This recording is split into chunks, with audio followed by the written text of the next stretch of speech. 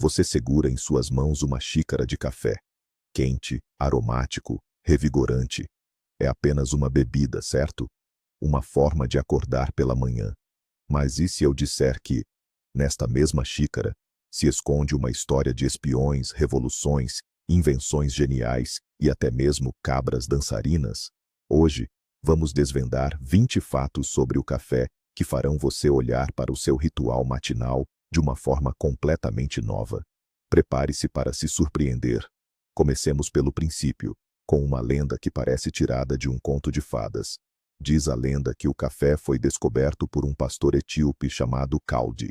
Ele notou que suas cabras, depois de comerem as bagas de um arbusto, ficavam incrivelmente enérgicas e literalmente começavam a dançar. Kaldi decidiu experimentar as bagas por si mesmo, e foi assim que o mundo descobriu o efeito revigorante dos grãos de café. Das cabras dançarinas à sua xícara, o caminho foi longo e cheio de aventuras. Para começar, prepare-se para uma curiosidade completamente inesperada. Quando você pensa em café, logo imagina aquela bebida quente e aromática na sua xícara, não é mesmo? Mas e se eu lhe dissesse que, originalmente, o café nem sequer era bebido? Sim, você não ouviu errado. Era comido. Essa tradição remonta a séculos atrás, com origem nas antigas tribos africanas, em particular o povo Oromo da Etiópia, berço do café. Foram eles os primeiros a descobrir as propriedades estimulantes da planta, mas a utilizavam de uma forma bem diferente. A receita que eles usavam passava longe de um latte ou cappuccino. Pegavam as cerejas de café maduras, sim, as frutas inteiras, com a polpa e a semente. Em seguida, eles as trituravam bem e as misturavam com gordura animal. Dessa massa densa e nutritiva, eles moldavam pequenas bolinhas.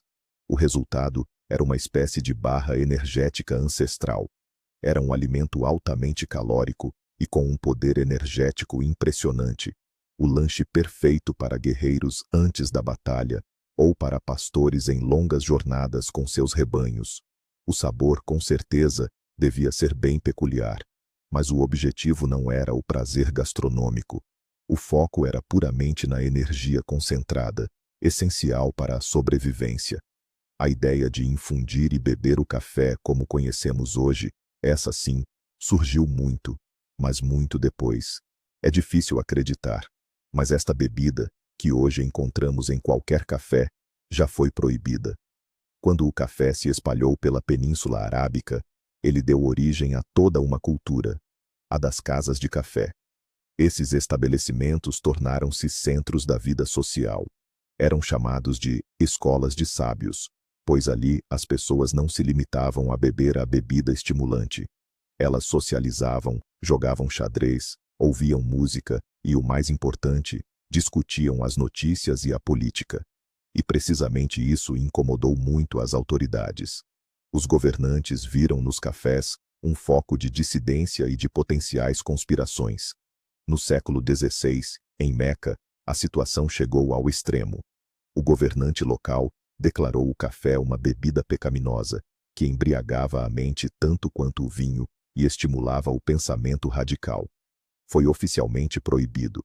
Os cafés foram fechados e os estoques de grãos queimados. Mas a paixão das pessoas pelo café provou ser mais forte do que as proibições. Essa proibição não durou muito. Foi revogada sob pressão pública e os cafés reabriram. No entanto, este foi apenas o primeiro de muitos episódios na história em que as autoridades tentaram controlar esta bebida simples, mas tão poderosa. Agora, vamos falar de dinheiro. E de muito dinheiro mesmo.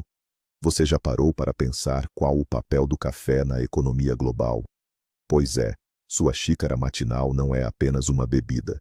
É uma pequena engrenagem em uma gigantesca máquina global.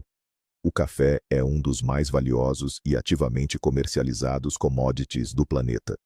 O que isso significa? Significa que ele está no mesmo patamar de recursos como açúcar, ouro e até mesmo o petróleo. Em muitos rankings econômicos, o café ocupa o honroso segundo lugar em volume de comércio, perdendo apenas para o petróleo bruto. Pense na dimensão disso. É uma indústria multibilionária que emprega mais de 25 milhões de pessoas em todo o mundo, principalmente pequenos agricultores em países em desenvolvimento. Todo esse processo, desde a colheita dos frutos em alguma montanha na Colômbia, até a torrefação dos grãos na Itália e a preparação do seu latte no seu café favorito, é uma gigantesca cadeia econômica. Então, quando você paga pelo seu cappuccino, você está participando de um comércio global, sustentando a economia de países inteiros. O café é o verdadeiro ouro líquido. E para os perfeccionistas de plantão, aqui vai uma curiosidade que prova que a genialidade e a excentricidade muitas vezes andam de mãos dadas. Vamos falar sobre o grande compositor, Ludwig van Beethoven. Conhecemos a sua obra como uma música genial, repleta de paixão e drama. Mas, no seu dia a dia, ele era um homem incrivelmente exigente e meticuloso. E essa meticulosidade manifestava-se até no seu ritual do café da manhã. Beethoven era tão obcecado pela ideia da chávena perfeita, que não confiava a ninguém a sua preparação. Todas as manhãs, ele próprio, com as suas mãos, contava exatamente 60 grãos de café para a sua porção. Nem 59, nem 61, precisamente 60. Para ele, não era apenas uma bebida. Era um ritual, um ato sagrado. Talvez ele acreditasse que essa quantidade exata de grãos proporcionava o equilíbrio perfeito de sabor e intensidade. Ou talvez esse processo monótono de contagem o ajudasse a sintonizar-se com a sua criatividade, a organizar os pensamentos antes de se sentar ao piano e criar sinfonias imortais.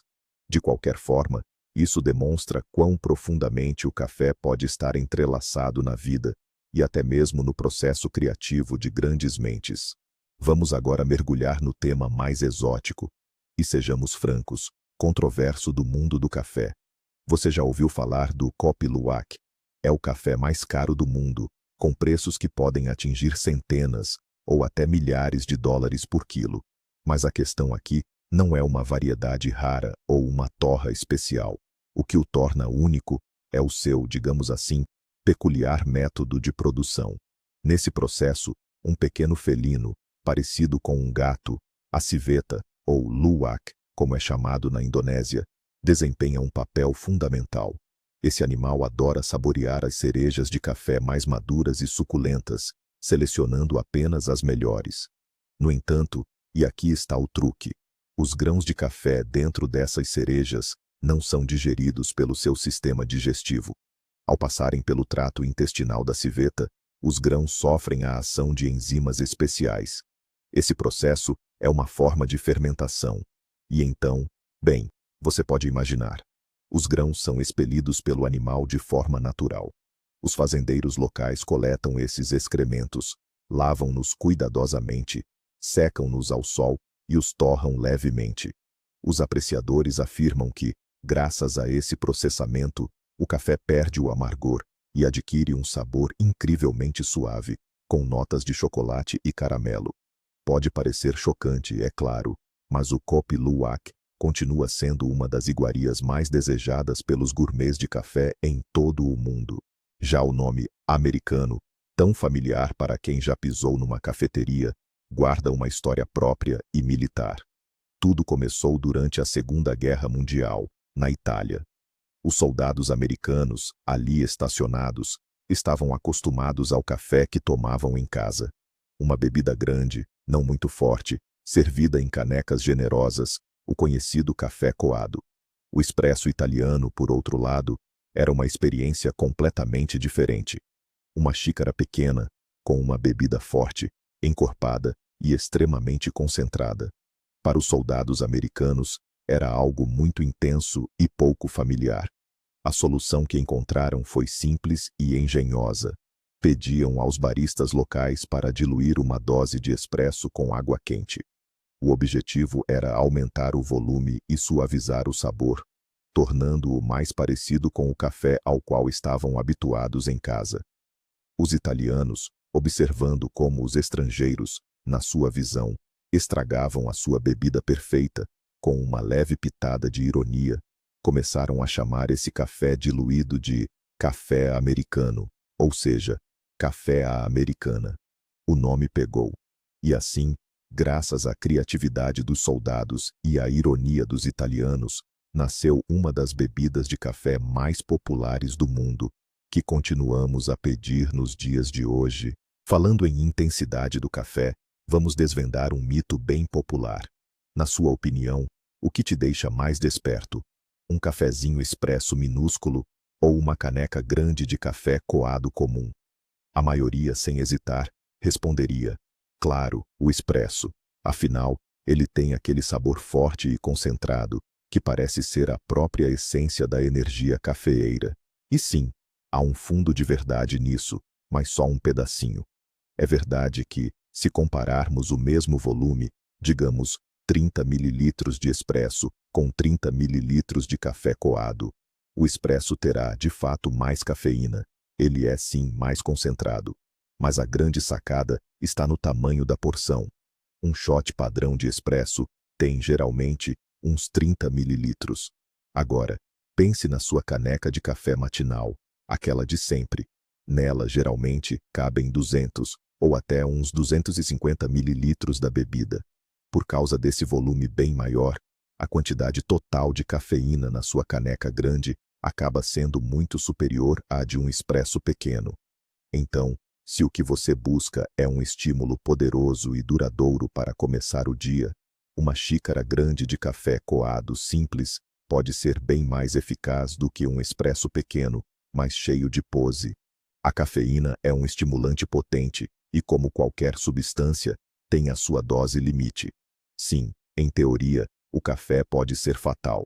Mas antes que você comece a olhar com desconfiança para a sua máquina de café, deixe-me tranquilizar você. Na prática, atingir essa dose é praticamente impossível. Cientistas calcularam que a dose letal de cafeína para um adulto médio varia entre 150 e 200 miligramas por quilo de peso. Para que fique mais claro, vamos traduzir isso para uma linguagem simples. Se você pesa, digamos, 70 quilos, precisaria consumir cerca de 14 mil miligramas de cafeína. Isso equivale a aproximadamente 100 a 120 xícaras de café comum, tomadas num intervalo de tempo muito curto. Percebe? O seu organismo simplesmente não conseguiria ingerir tanto líquido.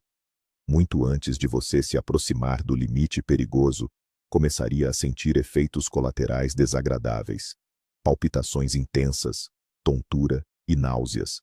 O seu corpo simplesmente diria: chega. Então, pode desfrutar tranquilamente da sua xícara matinal e até daquela da tarde. O café é seu amigo, não seu inimigo, desde que, claro, com moderação. Ok, agora vamos jogar um jogo.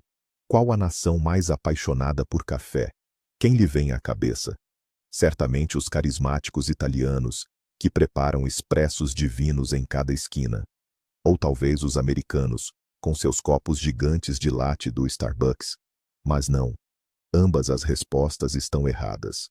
Quando o assunto é consumo de café per capita, os líderes mundiais moram bem mais ao norte. Prepare-se para se surpreender. Quem mais bebe café no mundo são os finlandeses. Isso mesmo, os habitantes da fria e reservada Finlândia. Um finlandês médio consome cerca de 12 quilos de café por ano. Isso equivale a 4 a 5 xícaras por dia, e às vezes até mais. Para eles, o café não é apenas uma forma de acordar. É uma parte intrínseca da cultura e da vida social. Eles até têm pausas para café especiais, garantidas pela legislação trabalhista.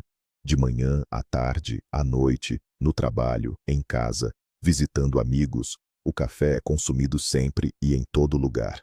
Talvez isso os ajude a lidar com os longos e escuros invernos. Então, da próxima vez que se considerar um verdadeiro cafezeiro, lembre-se dos finlandeses e dê um sorriso. Muitas pessoas que desejam reduzir o consumo de cafeína optam pelo café descafeinado. À primeira vista, parece a solução perfeita. O mesmo sabor e aroma, mas sem o efeito estimulante. Mas você já parou para pensar como é que a cafeína é removida dos grãos de café? Este processo não é tão simples quanto parece, e alguns dos seus métodos podem surpreender você. Um dos métodos industriais mais comuns é a utilização de solventes químicos. Os grãos de café verdes, ainda não torrados, são primeiramente imersos em água quente e, em seguida, colocados em uma solução especial. Geralmente, são cloreto de metileno ou acetato de etila. Essas substâncias se ligam às moléculas de cafeína e as lavam, literalmente, para fora dos grãos. Em seguida, os grãos são novamente lavados com água, secos e torrados, como de costume. Os fabricantes garantem que, no produto final, restam apenas traços insignificantes e seguros desses solventes. No entanto, o simples fato de serem usados leva a uma reflexão. Claro, existem outros métodos mais naturais, como o processo suíço à base de água, onde se usa apenas água e filtros de carvão, mas estes são mais caros e complexos. Portanto, na maioria dos casos, por trás da sua xícara de descafeinado, existe um complexo processo químico. Costumamos chamá-los de grãos de café. Essa expressão está tão enraizada na nossa língua que raramente paramos para pensar no seu verdadeiro significado. Mas agora, vou revelar-vos um pequeno segredo botânico. Aquilo a que chamamos grão, do ponto de vista científico, não é de facto um grão. Na verdade, é um caroço. O cafeeiro não é um cereal, como o trigo ou o centeio. É um arbusto ou uma pequena árvore que produz frutos, que são bagas. Estas bagas assemelham-se muito a cerejas ou arandos. São pequenas, redondas e, quando maduras, adquirem uma cor vermelho vivo. Dentro de cada uma destas bagas suculentas e doces, que são muitas vezes chamadas de cerejas de café, estão geralmente escondidos dois caroços. São precisamente estes caroços que nós chamamos de grãos de café. Eles ficam dentro da baga, encostados um ao outro pelas suas superfícies planas. Antes de chegarem à nossa chávena, estes caroços percorrem um longo caminho. São extraídos da polpa, secos e depois torrados. Portanto, tecnicamente, cada vez que bebe café, está a preparar e a consumir caroços torrados e moídos de um fruto. O café é um fruto. Pode soar um pouco invulgar, mas é a pura verdade. O café, além de ser uma bebida, já foi também um instrumento surpreendente em jogos de espionagem.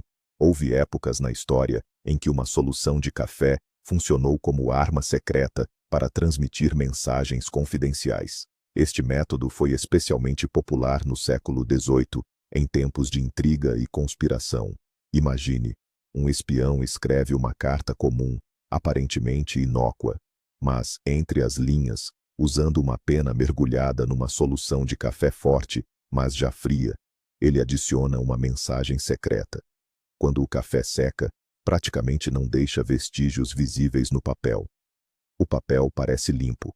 Uma carta assim podia ser tranquilamente entregue, através de território inimigo, sem o receio de ser interceptada e lida. Mas então, como o destinatário podia ver a mensagem secreta? A solução era bastante simples. Para revelar a tinta invisível, era preciso polvilhar cuidadosamente a folha de papel com pó de carvão ou grafite. As pequenas partículas de carvão aderiam à camada de café seca, e o texto secreto tornava-se visível. Este era um método de criptografia simples, acessível e bastante eficaz para a sua época. Assim, o café ajudava não só a manter a lucidez, mas também a guardar segredos de Estado. Sabia que o café desempenhou um papel fundamental num dos eventos mais importantes da história dos Iboborumás, a Revolução Americana? Tudo começou com o chá. No século XVIII, as colônias americanas estavam sob o domínio do Império Britânico, e o chá era a bebida mais popular.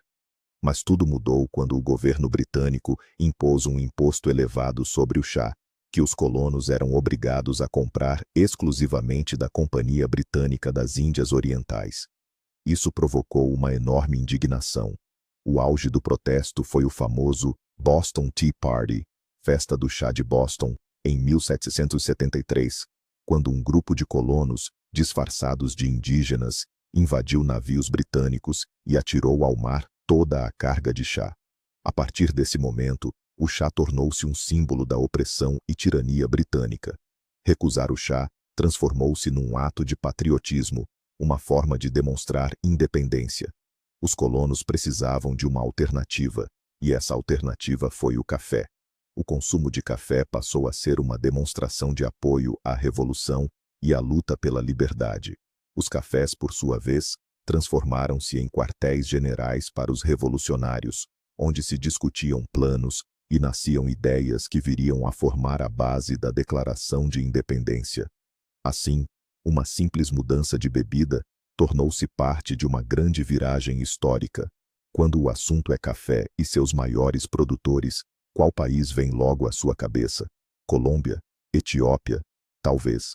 Mas há um líder incontestável, um verdadeiro gigante que, por mais de 150 anos, tem dominado o mercado global de café.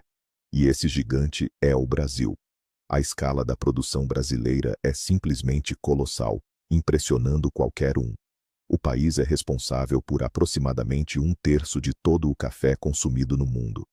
Para se ter uma ideia, é mais do que a produção somada do Vietnã, Colômbia e Indonésia, os 3 próximos maiores produtores juntos. Para o Brasil, o café vai muito além da agricultura. É parte intrínseca da identidade nacional e um pilar fundamental da economia. E a propósito, há uma história curiosa e divertida que ilustra bem essa importância. Em 1932, o Brasil enfrentava dificuldades financeiras e não tinha verba para enviar seus atletas aos Jogos Olímpicos de Los Angeles. Qual foi a saída? Eles embarcaram 82 atletas em um navio carregado com 50.000 sacas de café e os enviaram em uma viagem. No percurso, a equipe tinha a missão de parar em portos e vender o café para, assim, arrecadar fundos para a participação nos Jogos. Um plano, sem dúvida, audacioso, mas que ilustra perfeitamente a importância vital do café para o país. O Brasil é uma verdadeira superpotência do café. Mesmo que você não se considere um especialista em café, com certeza já ouviu falar dessas duas palavras, arábica e robusta. São as duas variedades de café mais importantes e populares do mundo, responsáveis por praticamente toda a produção global. Mas qual a diferença entre elas? Vamos descobrir. Imagine a arábica como um aristocrata refinado. Seus grãos têm um formato oval. Ela cresce em grandes altitudes, é muito exigente quanto ao clima e requer cuidados meticulosos. Em compensação, no sabor, ela oferece uma paleta inteira de nuances. Podem-se encontrar notas florais, acidez frutada e doçura de chocolate. O aroma da arábica é complexo e multifacetado. Ela contém relativamente pouca cafeína. Já a robusta é sua parente direta e forte. Seus grãos são mais arredondados, é menos exigente, cresce em planícies e é resistente a doenças. O sabor da robusta é simples, marcante, com um amargor pronunciado e notas de nozes. Mas sua principal diferença é o teor de cafeína. Na robusta, a quantidade é quase o dobro da encontrada na arábica. É ela que proporciona aquela crema densa e característica do expresso. Na maioria das cafeterias, você provavelmente bebe uma mistura dessas duas variedades, onde a arábica é responsável pelo sabor e aroma, e a robusta pela intensidade e corpo. Muitos de nós tomamos café antes do trabalho para nos energizar e preparar a mente para as tarefas do dia. Mas você sabia que o café também pode ser um grande aliado nos esportes? Isso não é apenas uma suposição, mas um fato cientificamente comprovado. Uma xícara de café preto simples, tomada cerca de 1 hora antes do treino, pode melhorar significativamente seu desempenho físico. Como isso funciona? A cafeína estimula o sistema nervoso, o que ajuda a aumentar a concentração e a reduzir a percepção de fadiga. Você se sente mais energizado e consegue treinar por mais tempo e com mais intensidade. Além disso, a cafeína promove a liberação de adrenalina na corrente sanguínea, o que prepara seu corpo para o esforço físico. Ela também ajuda o corpo a usar as reservas de gordura como fonte de energia, preservando o glicogênio muscular. Isso é especialmente útil em esportes de resistência, como corrida de longa distância, ciclismo ou natação. Muitos atletas profissionais usam ativamente este doping legal e acessível para melhorar seus resultados. Então, da próxima vez, antes de ir à academia ou sair para correr, experimente tomar uma xícara de café. Você pode se surpreender com seus novos recordes.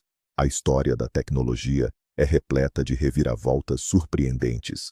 Muitas das grandes invenções nasceram de pesquisas científicas rigorosas. Mas a história da primeira webcam do mundo é bem mais prosaica e divertida. Ela nasceu da preguiça e do amor por café. Aconteceu em 1991, num laboratório de informática da Universidade de Cambridge. Neste laboratório, havia apenas uma máquina de café, que ficava no corredor, bem longe das principais estações de trabalho. Os cientistas que ali trabalhavam frequentemente iam até a cozinha para buscar sua dose de cafeína, mas muitas vezes encontravam o bule completamente vazio. Era extremamente frustrante fazer todo o caminho e descobrir que era em vão. Foi então que dois deles, Quentin Stafford Fraser e Paul Jardetsky, tiveram uma ideia genial em sua simplicidade. Eles pegaram uma câmera antiga, apontaram-na para o bule, conectaram-na a um computador e escreveram um programa simples. Esse programa tirava uma foto do bule a cada poucos segundos e a transmitia para a rede de computadores local.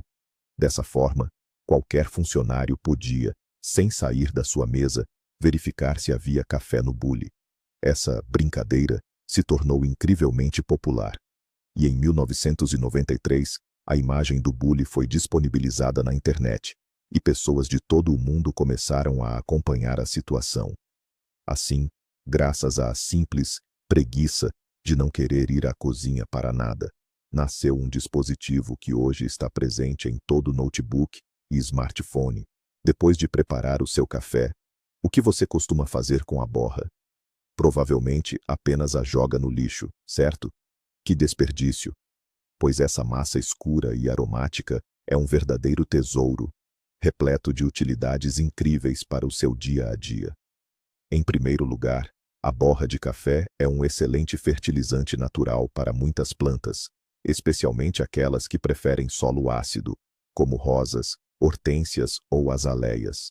Ela é rica em nitrogênio e outros micronutrientes essenciais. Em segundo lugar, é um ótimo esfoliante corporal natural.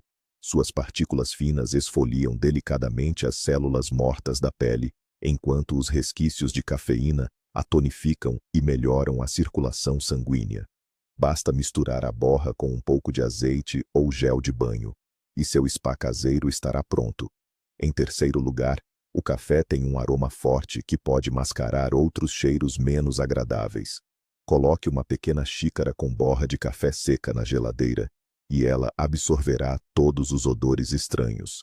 E por fim, o cheiro de café não é apreciado por muitos insetos, como formigas, e até mesmo por gatos, que adoram fazer do seu canteiro de flores a sua caixa de areia.